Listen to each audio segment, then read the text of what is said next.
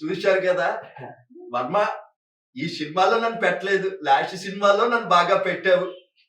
జ్యోతిని బాగా చూపించావు, నన్ను బాగా చూపించావు. ఇప్పుడు వ్యూహం సినిమాలో జనాలందరూ కామెడీ ఎక్స్పెక్టేషన్ చేస్తున్నారు కదా. ఈ సినిమాలో నేను ఉన్నానా లేదా, నా పాత్ర తీసావా, క్లారిటీ చెప్పేసి. ఇంకా నాకు మీకన్నా బెటర్ కామెడియన్ లోకేష్ ఒక కొత్త యాక్టర్ అంటే, అందుకని ఈ సినిమాలో మీ క్యారెక్టర్ పెట్టాల. అంటే లోకేష్ అంటే పప్పు అంటారు, అతనేనా? మీకు తెలుసు కదా, అందుకని మీరే చేపిస్తారు కదా. అంటే మీరు ఏం చెప్పరు. అంటే ఈ సినిమాలో నేను లేను 191 దేశాలు తిరిగాను. ఈ ఎలక్షన్ లో కూడా నేను క్యాంపెయిన్ చేయబోతాను నెక్స్ట్ ఏపీలో. మీరు నన్ను పెట్టాలి కదా, పెడితే కదా అక్కడ జనాలు చూసి కామెడీ చూసేది. ఎందుకు పెట్టలేదు? నేను అదే చెప్తున్నాను, సినిమాలో కామెడీ అనేది ఇంపార్టెంట్, కానీ మీకన్నా బెటర్ కామెడియన్ నాకు దొరికాడు కాబట్టి ఈ సినిమాలో మిమ్మల్ని పెట్టలేదు. కానీ అతి త్వరలో వేరే సినిమా తీయబోతున్నా, దాంట్లో మీరే మెయిన్ హీరో అవుతారు. ఆ బయోగ్రఫీ తీయాలని ఎప్పటి నుంచో అడుగుతున్నా. వ్యూహం తర్వాత మళ్ళీ శబ్దం తీసేస్తున్నారు.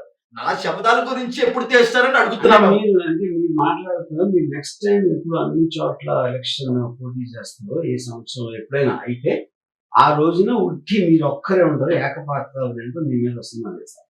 తప్పకుండా కావాలంటే జ్యోతి కూడా యాక్ట్ చేస్తుంది, మంచి జ్యోతి యాక్టింగ్. ఇప్పుడు చాలా మంది మొన్న కమరాజ్యంలో కడప రెడ్డి తీశారు. అందులో నా క్యారెక్టర్ అన్ని క్యారెక్టర్ కంటే బాగా హైలైట్ అయింది. జనాలు కూడా వ్యూహం 29 రిలీజ్ అవుతుంది కదా. ఆ కమెడియన్ తో పాటు లోకేష్ అనే పాత్రతో పాటు పాల్ పాత్ర కూడా పెట్టి ఉంటే బాగుండేదని జనాల ఎక్స్పెక్టేషన్.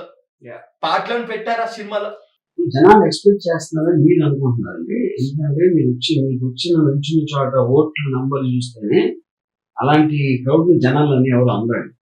లక్షల్లో ఉంటే జనాలు అంటారు. 2000, 3000 ఓట్లు వచ్చిన మీరు జనాల ఎక్స్పెక్టేషన్ అంటే జనాల కామెడీయా, మీరు కామెడీ అన్నమాట.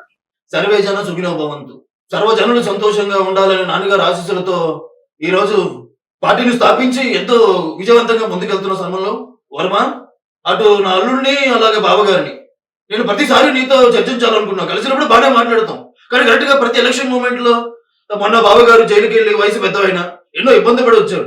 ఇప్పుడు ఈ చిత్రంలో మళ్ళా ఆయన అలా చూపించడం, అల్లుడు అలా చూపించడం, నా పిల్లల బాధపడడం, ఇవన్నీ అవసరమా తెలుగు పరిశ్రమలో?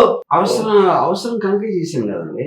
అది టోటల్ దాంట్లో మీరు చెప్పిన అన్నింటి దాంట్లో నా టార్గెట్ నేను ఎందుకు తీసాను అన్న దాన్ని ఆబ్జెక్టివ్స్ రీచ్ అవ్వడానికి నేను చేశాను. మీరేమో అంత పెద్ద కుటుంబంలో ఎన్టీ రామారావు గారి కొడుకు మీరు చేసి అక్కడ ఆ టైంలో మీరు మీ ఓన్ ఫాదర్ కి మీరు వెన్నుపోటు పొడిసిన వాళ్ళతో మీరు చేరి